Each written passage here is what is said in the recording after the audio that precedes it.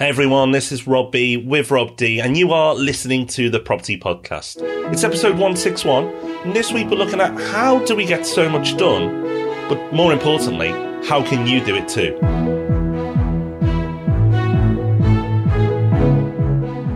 So, in this episode we're going to be talking about how we get things done. On the face of it, this doesn't seem like a very property kind of episode, but there's going to be loads in here that you can relate back to property. We're going to be relating the points back. I'm sure you're going to be able to think of even more ways that you can apply it. There's a real mixture of big picture and little hacks.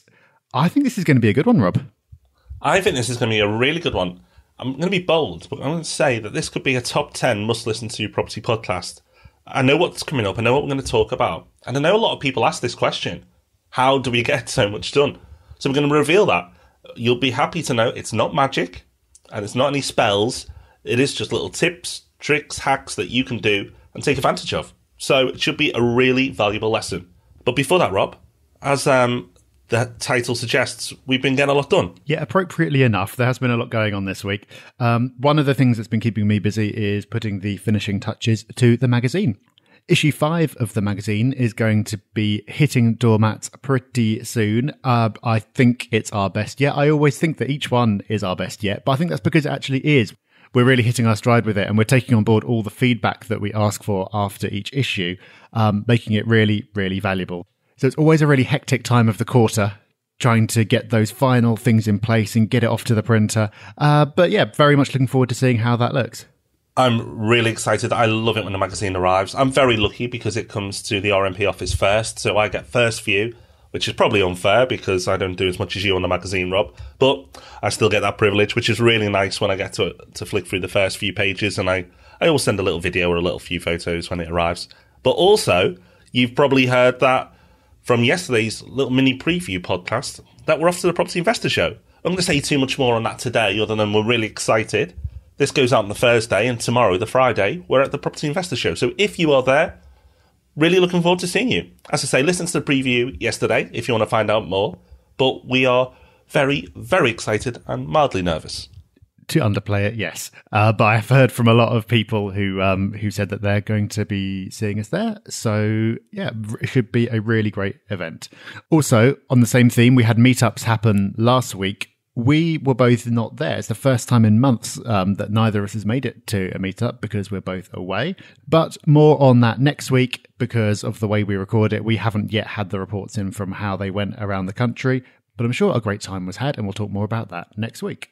Now, while we've been busy, the world has been busy as well, because that's how it tends to work. And the Panama Papers scandal has probably not escaped you unnoticed.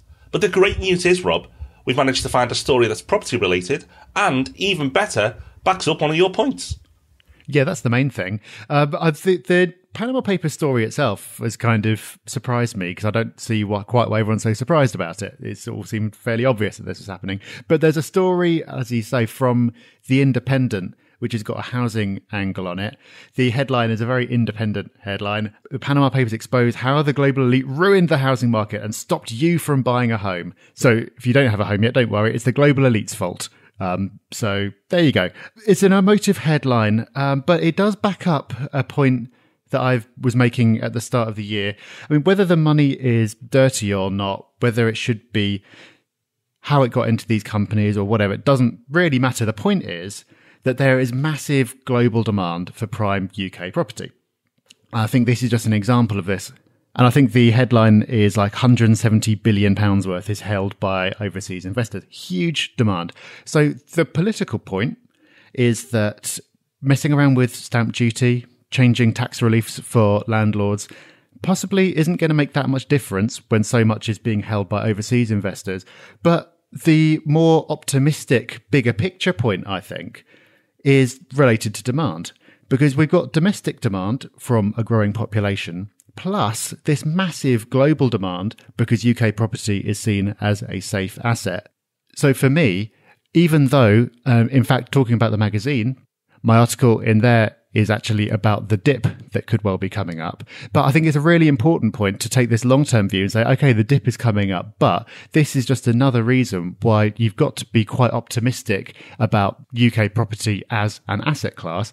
Okay, rights or wrongs of it, put that aside, but it's got to be looking healthy for the long term for this reason and others. And for those who've just heard the word dip and got a little bit of a panic on, and maybe if you're new to the Property Podcast, go back and listen to our episodes on the 18-year property cycle, because this is something we've been expecting. And actually, because we're expecting it, quite excited about, because after the dip, it gets really good. But go into your research, understand what Rob means by that. We'll link to those shows in the show notes, which this week are at thepropertyhub.net/getitdone. Thepropertyhub.net/getitdone. And I think, Rob, that's time for us to get this topic done and go through how we get so much done. Yeah, let's do that. And it is a question, like you said in the intro, that we get asked. People say to us, how do you do the podcast and the magazine and run your businesses and the meetups and everything else? And we have to admit, sadly, it's not because we are special. It's because we have done a few things, most of which are ideas that we've borrowed from other people originally, to be fair. So there's no reason why you can't do the same. So we're going to pass those ideas on in case any of them are useful. And this is really relevant to property, because in the vast majority of cases, people don't start doing property full time. Last week, we talked about being full time in property, but that's something that you maybe get to as a destination. But people normally start off doing it on the side. And you see people who have really quite big portfolios while still having their full-time job and having a family and everything else. But then there's other people who barely manage to find time to get started. So what's the difference between those groups? And I think the answer is going to be that the people who are managing to find the time and make it all work are doing some of the things that we're going to talk about today. Absolutely. Everybody can start. If you can't start, then you're giving yourself excuses, and excuses are just a story you tell yourself to make yourself feel better. I'll let you dwell on that one. But there's no reason why you can't start in property investment, especially if your excuse is I haven't got enough time, because there's always time. But as Rob said, we're going to focus on how you can do it. And remember, this isn't just property. The great thing about this episode is you can be really greedy and take it not just for property, but apply it to every aspect of your life, because that's what we do. We don't do this just for property. We do it for all the businesses, all the publications. Everything we do is by applying these tips, tricks and hacks that we're about to run through. And you will, I promise you, if you implement just half of them, see a vast difference in the amount of stuff you're getting done each week. But let's start. And the first one, for long-time listeners, I don't think anyone's going to be falling off their seat when they hear this one, is set goals. We probably talk about goals second to property. We talk about goals so often, it's getting a bit worrying. But don't worry, I'm not going to talk about too much about goals now, just the concept of you must set them for everything you do. So it's not just life goals, big goals, but actually, if you're doing a task, what's the outcome of this? Whenever Rob and I sit down with the team and we're starting a new project, and we do quite a lot, one of the first things I'll always ask is, so what's our goal? What's our purpose? Why are we doing this? Because without that, how do you know you've been successful? And without that, you can't be efficient at getting to that point. So you really must start with the end in mind. With all your tasks, your big projects, whatever you're doing, start with a goal. Now, we had a great course for beginners a few months ago, and at the beginning of that was related to goals. And there's loads of links, loads of show notes, stuff you can take advantage of there. So again, we'll link to it in the show notes for this show, which is at thepropertyhub.net/getitdone. You probably want to write that down or make a note of it, because there's going to be a lot of links and show notes this week. Yeah, we've talked about the F word, fundamentals, in the past, but I think we should have the G word as well, goals. Those are probably the two concepts that we talk about more than anything else, but with good reason. It is important, and we always do start our new projects by talking about our goals. It normally starts with you, Rob, suggesting some goal that sounds ridiculously ambitious and everyone laughs at you, and then it ends up that we do achieve it, which just goes to show the benefit of setting goals. Having done that, you have to look at your progress towards the goal. And this is where systemization comes in. Systems are really, really important. If you look at people who are consistently achieving at a high level, they are normally not just making it up as they go along and doing whatever seems best at the time. They've normally got a system for everything they do. Systems are really, really important. And they're important because they help you to get consistent results with the least possible effort. So it seems like it's a big effort to set up a system, because it means not only do you have to do the thing, you have to write down or record in some form how the thing gets done. That seems like it's extra effort, but in fact, it means that on all future occasions, you've saved yourself time and made it easier because you know how to get the result. You've put in writing how to get the result, so you won't forget. So then you just have to follow the steps. It's a lot less effort. One example of this is recording this podcast. We have this podcast come out every week. We've never have any disasters. We don't forget to do anything. It all just works. And the reason for that is not because we think about it really hard. It's because we worked out once how to do it. And we've just executed that process 161 times. As it happens, we get loads of help with that. And that's where the next point comes in that we'll get into in a minute. But in property, you can use systems for absolutely loads of stuff.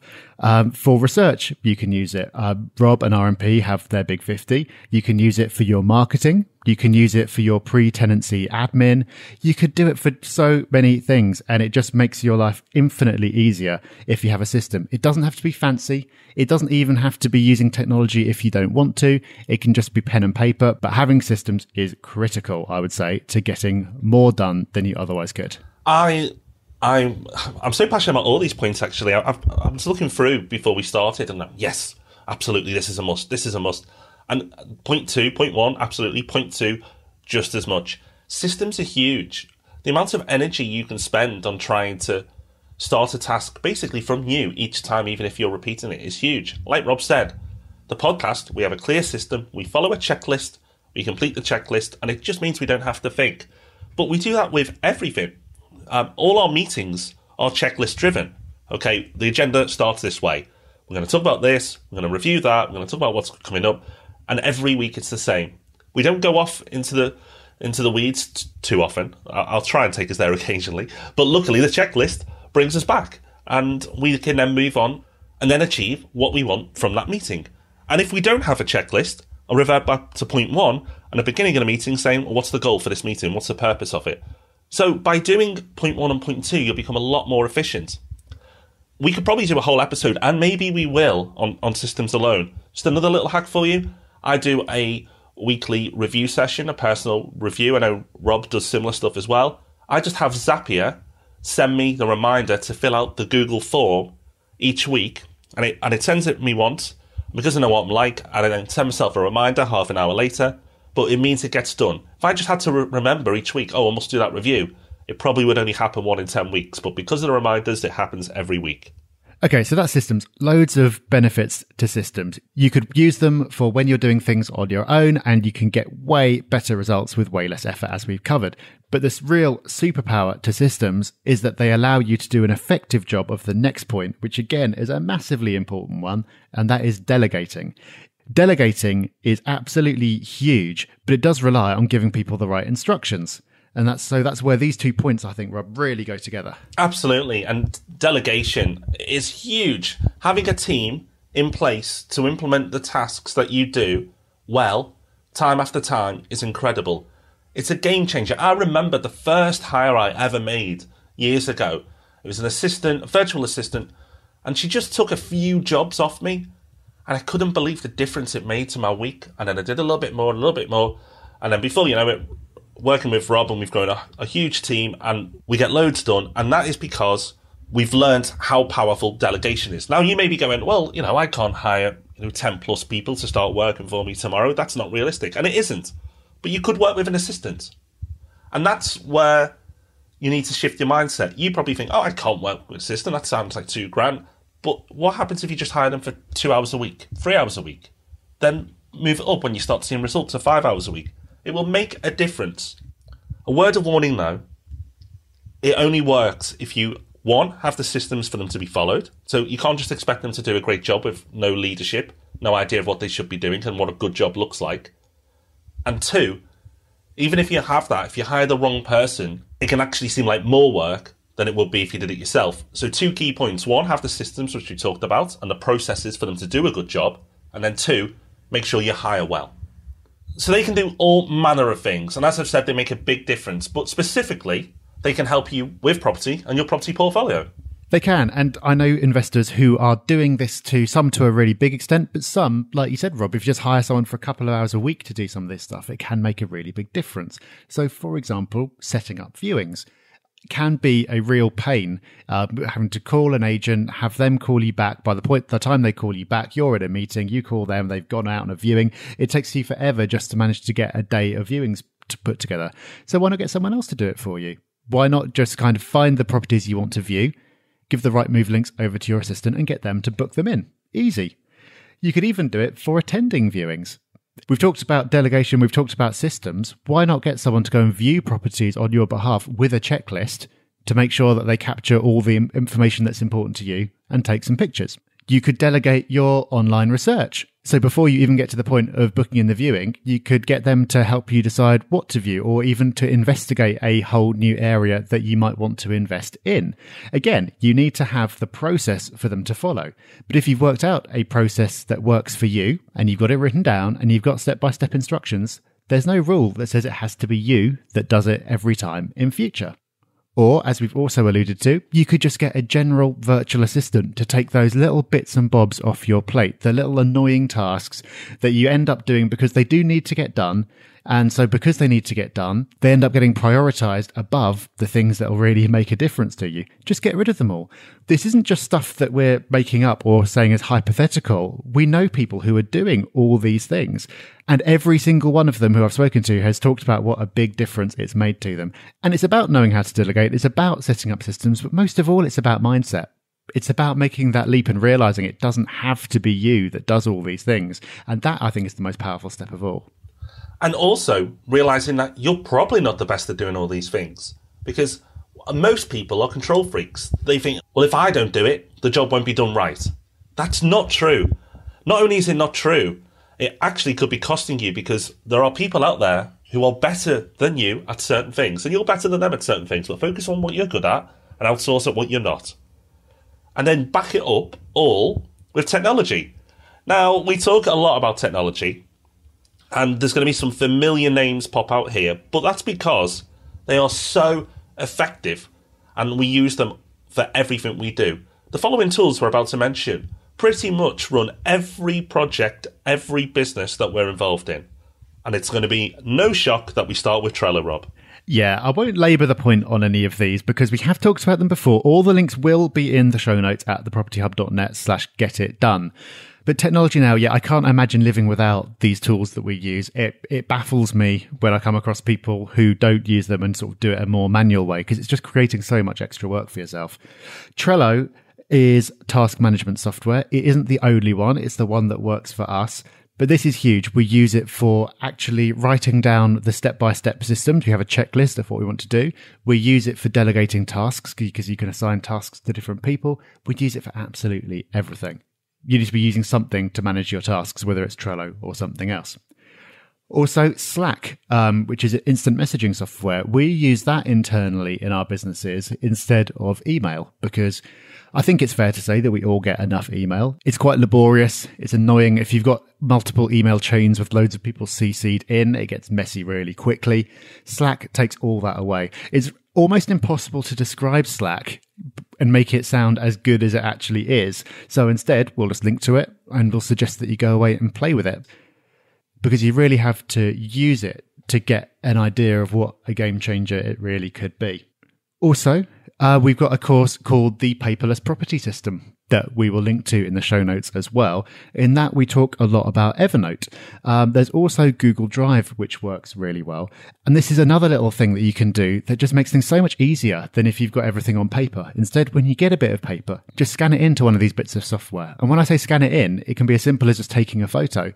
And what it means is that it then indexes all the text in there. So instead of having to search through to find some kind of reference number or a mortgage balance or whatever it is, you just type in a keyword and it pulls up the documents that have that keyword or phrase in there. It means you don't have to leaf through a whole drawer of paperwork. It makes a big difference. And away from specific software, this sounds silly, but getting a good laptop or a good phone and learning how to use it effectively makes a big difference. We're talking about some really big picture stuff like systems and delegation. But if you can save 3 seconds multiple times a day, before you know it, you've saved vast amounts of time over the course of a year. It's amazing how many people struggle on with really, really bad laptops that are 4 or 5 years old and take forever to do anything, or they don't know the most effective shortcuts to make use of it. And I don't think it's an area to compromise on. If you're using something for probably 5+ hours a day, it's worth spending that little bit extra in terms of time or money to get the best and to learn how to use it in the best way you can. It all adds up. I'd go as far to say as dump your PC laptop. If you don't use a laptop that often, buy a Chromebook. They're faster, they're a lot cheaper, and they don't break. Or if you're on computers, your laptop a lot, and most of the day, go up to a Mac and use a Mac. Rob and I both went from PCs to Mac a couple of years ago, Rob. Mm-hmm. I can't believe it took us that long to do it. It shocks me now that I struggled on with a PC laptop for as long as I did. It's such a difference. It's not because it does anything special. It's because it does what it's meant to do. Without crashing, rebooting, restarting, slowing down. It just works. So the investment is worth it if you're on a computer all day, every day. Changing to a Mac will definitely make a difference. So just go over to apple.com and use the offer code PropertyPodcast for 10% off. No, don't do that. No money has changed hands, but it really has made a massive difference. And Chromebooks are great as well. If you don't want the expense or the learning curve of a Mac, Chromebooks are so simple, so quick, and you can use all the stuff that we've just talked about. And you can use pretty much everything these days that you'd normally use on a PC. And to show we eat our own spaghetti, the technology we just talked about, Trello was our checklist for today's podcast. Slack, we're talking over Slack now to each other. You can do conversations, but as Rob said, just go and see it for yourself. Google Drive, this doc that we're reading from and looking from and giving us prompts, is what we're using. And of course, we're both on our Macs. So we're using everything we've just talked to deliver this podcast right now. Good tech makes a big difference.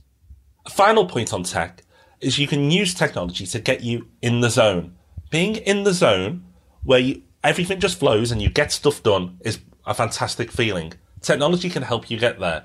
We've talked about a few different pieces of software you can use. You can keep it really simple and do like I do, which is just a YouTube song that goes on for an hour and repeats and repeats and repeats. I'll put it in the show notes, the one I use.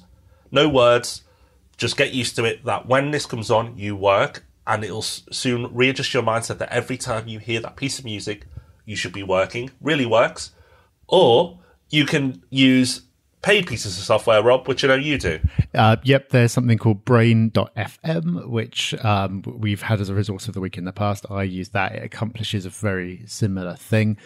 There's also Focus at Will, another previous resource of the week.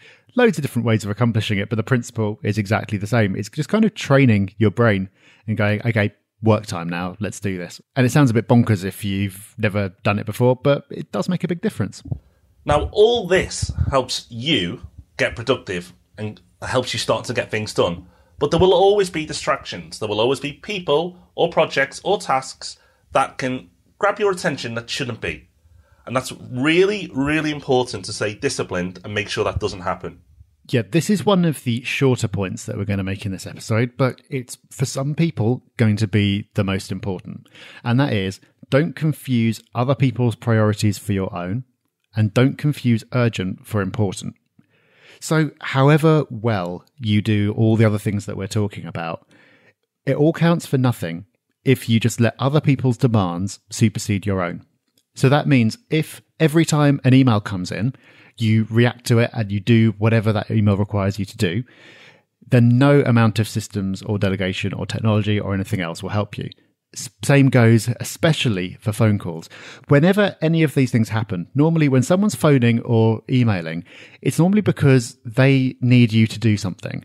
Often it's to help them more than it helps you. But even if it's ultimately something that furthers your own agenda, having to take yourself away from whatever you're doing and do whatever they're asking you to do, if that's happening every 5 minutes, which it can easily be with emails, you're never going to get into the flow to accomplish anything meaningful. It's a struggle for everyone. Of course it is. It's a struggle for me. It's a struggle for Rob. It's really hard to put your head down and do what matters and ignore everything else. We'll talk in a minute about the ideal way of structuring things or how to find a structure that works.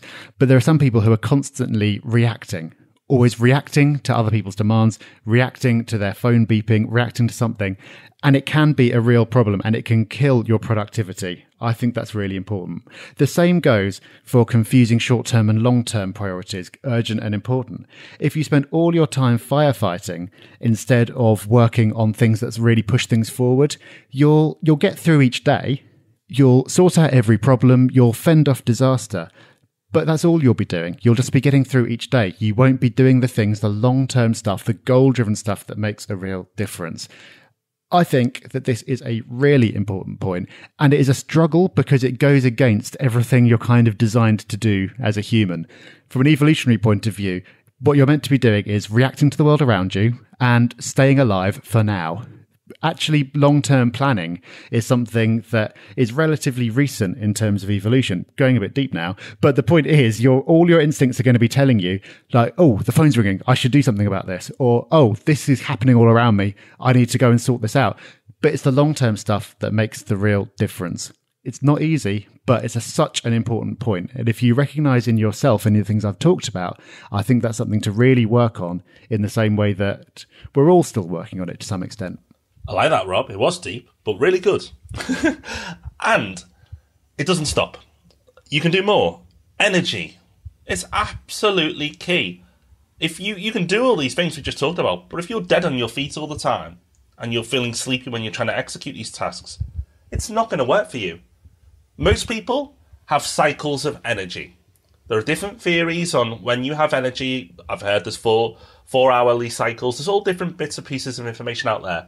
But just make a note, if you don't know yourself already, get to know yourself. It's probably a good relationship to build on. Understand when you have your maximum energy during the day, note it down, and you will find a pattern, a trend. There will be times each and every single day that are consistent when your energy levels are up. That is the time to be doing your bigger picture, your project work. That's the time to be doing it. It will come as no surprise to many people to know that Rob and I turn the microphones on at 7 a.m. every Friday because we're both morning people and we've both got energy. We've tried once or twice, just because of scheduling, to do podcasts in the late afternoon or evening, and we gave up. It was so bad. You would not listen to it. You'd be not listening now. You'd be go, these guys are pants. You would not listen to us. Awful energy. We're morning people. We've had our coffees. I'm standing up as I record this now. I'm feeling pretty good. It's a great time to deliver a podcast when you need energy and some creative flair, because it's not scripted. We've got bullet points, but this isn't a scripted show. So we have to think on our feet as we deliver it. So having energy is key. But if you're a night owl, great. Do it in the night. Do your projects, your creative work, the stuff that requires creative energy, the stuff that takes the most out of you. Do it when you've got that energy, when it's at its highest. And that's then managing your tasks when your energy is low as well. For me, I find it very easy to have phone calls and chats when my energy is low. It doesn't take a lot out of me. So I will schedule in the afternoons phone conversations that aren't project related. So it may be a client catch up. It may be a contractor catch up. You know, nice conversations to have, but aren't going to take a lot out of me. So I schedule them. In fact, I don't. That's a lie. I have Vicky, who's wonderful, schedule them for me between 3 and 6 p.m. every single day, because I know I'm on a bit of a lull at that point. But that's a great time for me to have conversations because it doesn't take too much out of me. And you can take it further. It's up to you how far you take this. But for me, I find if I have a big lunch, I'm done for the afternoon. Those phone calls then become a struggle. So I have a really light lunch. I tend to have things like chicken and vegetables, stuff like that. Boring lunch, but my energy is so important to me that I'll have that type of food. Otherwise, I'll try and avoid the phone calls because I'll just want to sleep on my desk. Big lunches take a lot out of me, so I have a light lunch and then I'll snack throughout the day on healthy foods to get me through it. And I'm no health freak. In the evening, I'll have a meal that probably wouldn't be considered that healthy. But I don't need it then because I'm switching off. And of course, Rob, we've talked about this point before, I'm sure, on the podcast. And again, it's not going to come as a big shock to many people, but exercise is important. But it doesn't have to be marathons, triathlons, Ironman competitions. Just a bit of exercise can make a difference. Yeah, I think getting moving just makes a real difference. I get bored easily, so my exercise routine changes a lot. I'm normally kind of I'll do something for a couple of months and get really into it and then move on to the next thing. But I think, that'd be a bad thing if I was training for the Olympics, but I'm not. I just want to do something that excites me, that motivates me to do it. But any kind of movement is good, it's helpful. All these things are really relevant, I think, to property because property involves so many different types of task. So there's always admin that needs to be done to some extent, even if it's stuff you can't pass off, like you need to make bank transfers or things like that. Then, well, for a start, you can batch them like we talked about earlier. But you can batch them at certain times of day when you know that your energy's low. That's quite a good thing to do in the evening if you're tired by that point and you can just get through it without it really draining you. Then there are other things like phone calls. Maybe if you're calling people to negotiate or set things up that require you to be at your best, then you could choose to do those at the time of day that works for you. It is a challenge, of course, if you're not full-time in property and you're working around a day job. That might just mean that you need to be a little bit more clever or a little bit more sneaky about how you get things done. It might involve sneaking off for half an hour to do something at your peak when you should possibly really be doing something else. Or maybe it's negotiating a change to your working hours so you can, for example, start work a little bit later in the day to give yourself a critical hour in the morning. But however you do it, working around your energy is really, really important. And it does make a big difference because however big of a team that you end up with working for you, you are the person who's actually driving all this. So if you're not at your best, then really the entire organization can't be at its best either. I'm going to stop you before you start getting deep again, Rob. Finally, manage yourself. And it follows on from what we just talked about. Managing your energy is managing yourself, but really managing yourself. You can manage your team, you can manage your assistant, but you should manage yourself. Because if you just let yourself flow throughout a day, then you might get some good stuff done, but you might not. I'm very strict with myself. Such a tough boss. And I will make sure that I have my day planned out before I start. Now, how you do it and how you work it is up to you. But I tend to eat my frogs in the morning. And what that means is I'll do my bigger tasks, my creative work, my big project work in the mornings. I'll get them out of the way, and then I'll clear through my normal bitty tasks through the rest of the day. That's how I like to work. It's up to you how you do it, but that's how I do it.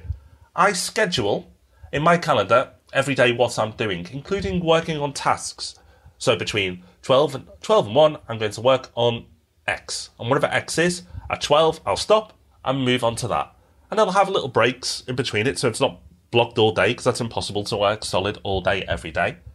But I'll do that, and I'll feel a lot better about my day each day, and I'll often plan it the evening before. So before I switch off at night, I've kind of mentally put that aside because I know what's happening tomorrow, and I've got myself organised. Now, of course, things come along, things change, and Rob said you've got to be careful about the distractions. Sometimes you can't avoid them, but by having a calendar, it gives you more control and more strength. And if you've got a full-time job, you'll be like, well, I've got to work to someone else's agenda. You do have Saturdays and you do have Sundays. And if anyone says, oh, but they're my days off, then please stop the podcast. If you haven't invested in property, it's probably never going to happen for you because Saturday and Sunday don't have to be weekends. You can work them. I often work Saturday mornings and I find it a really productive time because there's less distractions. But it's also important to allow yourself those distractions. Plan for procrastination. We all do it. As we said at the very beginning of the show, Rob and I are not superhumans. We don't have magic powers. We don't have spells. We don't have boundless amounts of energy. It's because we've had coffee that we sound so good right now. But trust me, if you listen to us in 12 hours' time, you wouldn't be that impressed. It's okay to procrastinate. When I finish a task, if I finish it early, I won't necessarily bounce on to the next thing. I'll go, right, my reward now, and yes, you'll get an insight into my life, is to have a look at Rightmove and look at potential offices for the future, or look at potential holiday lets that I will never buy because I'll talk myself out of it last minute because it doesn't make sense for me, or look at potential investments for the future, or look at deals that just aren't going to come off but I quite like the look of it. That's fine. That's my procrastination, one of many ways I do it. But if I've finished the task early, I'll allow myself that time and I won't feel guilty about it because you need to pause. Nobody can work from 9 till 6 till 7 each day, however long you work. No one can work that long all the way through without a break, without being distracted slightly. Now, it doesn't mean spend your afternoon on Facebook, but it does mean give yourself little breaks, little rewards to switch off. Yeah, absolutely true. God, we're doing the right podcast, aren't we? When your procrastination is right move, we're definitely presenting the right podcast. It's the same for me though. Like one of our team messaged me the other day and asked me to like do a rent review on a property because she had a different opinion from the landlord, and I just reacted so excitedly that she just laughed at me because it's like, this is literally what I do for fun anyway. This is no problem. This is not work, and it's true. That is the kind of thing I do for fun. But whatever your idea of fun is, yeah, allow yourself to have a bit of it. We don't want to make it sound like you need to be at peak performance 24 hours a day because it is not possible. And finally, Rob, you've got deep a couple of times, but I'll try and go there. Probably won't get the same meaningfulness as yourself, but we all get a low point. It happens. Throughout the day, it might not come that often. It might be often for you. We're all different. But when you're in a funk, when you're down, when you're low, when you're stressed, make sure you acknowledge it. Make sure you know you're there and have a system for managing yourself out of it. So for me, I go for a walk. Things are getting on top of me and I just feel like, I can't handle this. I'll go for a walk, half hour, I come back, I've cleared my head, and I've normally got an answer or at least a plan of attack by the time I come out. That's how I manage it. We're all different. But it's important to know you're in that place, you're in that bad spot, because if you acknowledge it, then you can create a system for getting out of it. And we all have different systems, and there isn't one approach that fits all, so you've got to know what works for you. Some people like meditation, some people like running, some people like walking, wherever it may be. Understand that you're in that place and get yourself out of it as soon as you can, because it doesn't do you any favours or the people who are around you any favours that you're in that place. So, a final one to think about, but it does happen. We all have low days. We all have low hours or points of a day. So if it happens to you, manage yourself out of it. Shall we rename this the Life Coaching Podcast? We've got We're getting there. We've got pretty deep on this, but I think this is a really valuable episode. I hope you, the listener, do as well. I think there's loads in here. There's loads of little bits that you can take from individual pieces of software all the way up to big general concepts that you can use to guide how you go about doing things. We've talked about lots of links. All of those links are going to be at the show notes. So go over there to thepropertyhub.net/getitdone.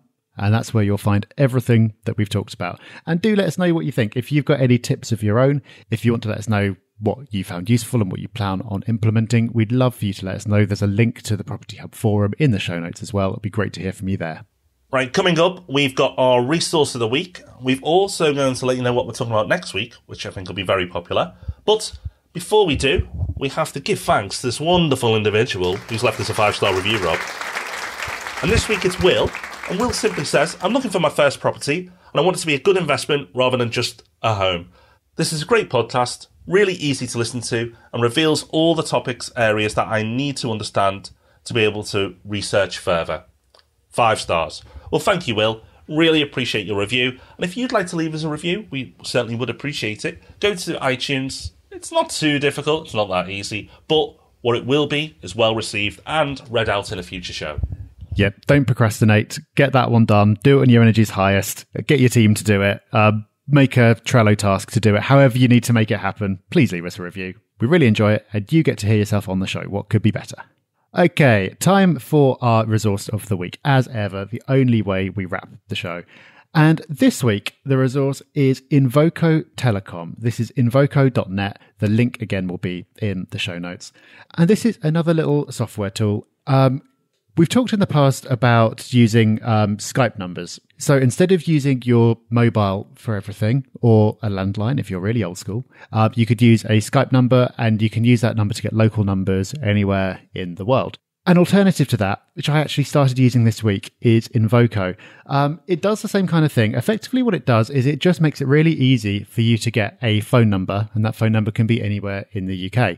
And you can set it up in a couple of different ways. You can set it up so the person just gets a voicemail whenever they call, and you get an email with an MP3 attached that you can listen to and then call them back later. Or you can have it so it actually forwards on to another phone. But the really cool thing is that you can have as many phone numbers as you want. So if you're using this for some kind of direct marketing, so you're maybe doing some direct to vendor stuff and you want to test how different marketing channels are working, You can have different numbers, a different number for each marketing channel, and then you can look at the stats so you can see which channel has generated the most interest by looking at the call volume on each of those numbers. There's loads of different services that do this, but Invoco is just one I happened to sign up for this week. I had a couple of issues. Their customer service was absolutely brilliant, and so I thought it was just worth a mention. So if you don't have a solution in place yet, well, worth a look. 161 episodes and we're still bringing you resources and using them. And what will be really interesting, Rob, by the time we get to episode 200, 250, how many we're actually still using. But that'll be the real test. Maybe we should do an episode on that, reviewing our resources. But don't worry, we've got a slightly stronger episode next week. Next week, we've done something similar to this before. We've looked at questions you should ask before getting started in property. But next week, we're going to take it up a level. And we're going to look at 7 questions you should ask yourself before buying your next property. So this is for everyone, whether you're a first-time investor or you've invested in multiple properties. There are certain things you should be doing before you move into your next purchase. Make sure you listen next week to find out what they are. Now, final sign-off. There's lots been discussed in this episode, and I think this has been one of the more important episodes we've ever done, even though it's not directly linked to property, but of course you can adapt it to property and being more effective. To take full advantage, don't procrastinate, go to thepropertyhub.net/get it done. There's no agenda for you going there. The reason you go there is not to be sold something, it's just to take advantage of all these links, all these resources that you can use, because nothing makes us happier than when we meet people at the meetups, at the summits, who leave us reviews, or at the Property Investor Show, and people say, hey, you know what? I followed some of the stuff you talked about and I've ended up investing, or I've carried on building my portfolio. Thanks for the kick. You'll appreciate the notes for this week. I promise you, if you're in a funk with your portfolio, it's not moving on as you'd like, go and get the show notes, go through the list, start implementing some of them. It might be too much to go and tackle them all at once. Just pick 2 or 3, start implementing it and watch the difference. And then, most importantly, leave us a review to let us know how you got on. Okay, well, before our energy starts dipping, I think we should sign off. So lots of things to go off and do. Make sure that you listen to Ask Rob and Rob this coming Tuesday. We will be back next Thursday. And if you're listening to this on day 1, then we will see you tomorrow at the Property Investor Show. Cannot wait.